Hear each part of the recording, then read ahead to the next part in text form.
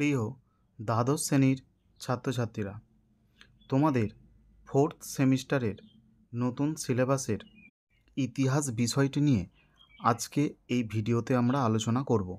শিক্ষার্থীরা, তোমরা যদি চ্যানেলে নতুন হয়ে থাকো তাহলে ভিডিওটি অবশ্যই একটি লাইক করে চ্যানেলটি সাবস্ক্রাইব করে পাশে থাকো। শিক্ষার্থীরা, ইতিহাস বিষয়ে ফোর্থ সেমিস্টারে তোমাদের পড়তে হবে মোট 4টি ইউনিট, অর্থাৎ ইউনিট 3, 4, 5 এবং 6।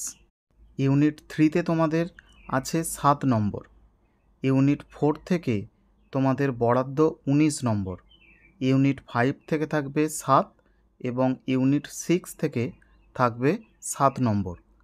ভিডিওর শেষে চার্টের মাধ্যমে এই নম্বর বিভাজনের বিষয়টি সম্পূর্ণ পরিষ্কার করে দেওয়া হবে। তার আগে তোমরা দেখে নাও সম্পূর্ণ সিলেবাসটি। ইউনিট 3তে তোমাদের পড়তে হবে বিদ্রোহ ও ব্রিটিশ রাজ, যেখানে মূল বিষয় হলো 1857 মহাবিদ্রোহ।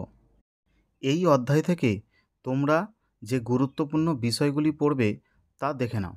এই অধ্যায় থেকে তোমরা পড়বে সিপাহী বিদ্রোহ বা 1857 মহাবিদ্রোহের বিভিন্ন কারণ, যেমন সামাজিক কারণ, অর্থনৈতিক কারণ, রাজনৈতিক কারণ, সামরিক কারণ ইত্যাদি।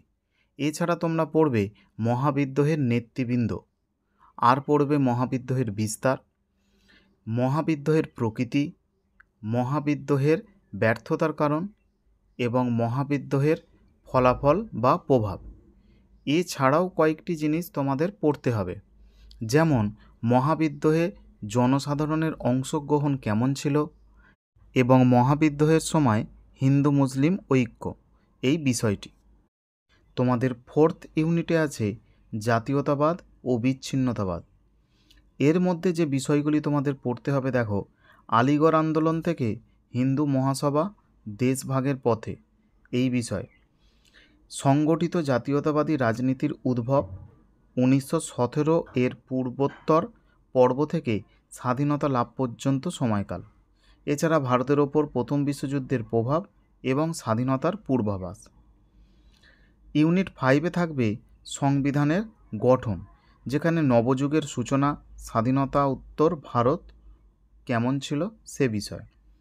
আর ইউনিট 6-এ থাকবে রাষ্ট্র নির্মাণ ও তৎসম্পর্কিত বিষয়সমূহ, অর্থাৎ 1971-এর পর ভারত পাক যুদ্ধ, এই বিষয়টি। এবার দেখে নাও তোমাদের প্রশ্ন স্ট্রাকচারটি কেমন হবে।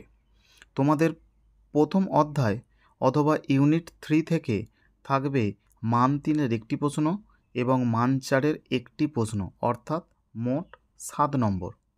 2 নম্বর অধ্যায় থেকে থাকবে মান 3-এর একটি প্রশ্ন, মান 4-এর দুটি প্রশ্ন এবং মান 8-এর একটি প্রশ্ন, মোট 19 নম্বর। তোমাদের পরীক্ষায় একটি মাত্র মান 8-এর প্রশ্ন থাকবে, যেটি 2 নম্বর অধ্যায় থেকে থাকছে। ওই প্রশ্নটি 5+3 অথবা 4+4 এই গঠনে আসতে পারে।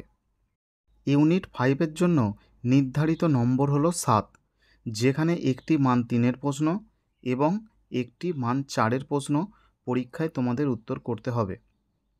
এরপর ইউনিট 6, এখান থেকে তোমাদের পরীক্ষায় বরাদ্দ নম্বর 7, এখানেও একটি মান 3 এবং একটি মান 4-এর প্রশ্ন পরীক্ষায় করতে হবে। সুতরাং সর্বমোট মান 3-এর 4টি প্রশ্ন পরীক্ষায় তোমাদের উত্তর করতে হবে। মান 4-এর করতে হবে 5টি প্রশ্ন আর মান 8-এর একটি প্রশ্নের উত্তর পরীক্ষায় করতে হবে।